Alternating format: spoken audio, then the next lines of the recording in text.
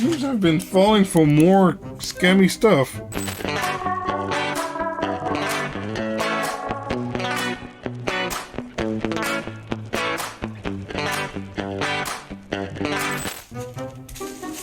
Oh, I remember.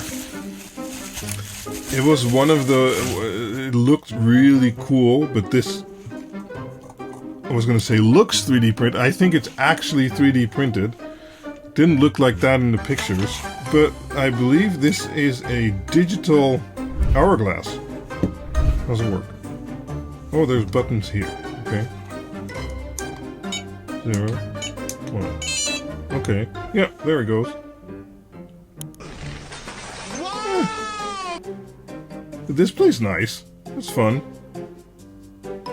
Wait, why did it stop? Oh, does it know?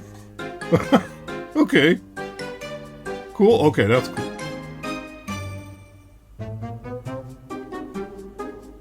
Yeah. Okay, that's funny. Oh, I got stuck again. Well, if you just leave it on your desk normally, it'll probably work. Okay.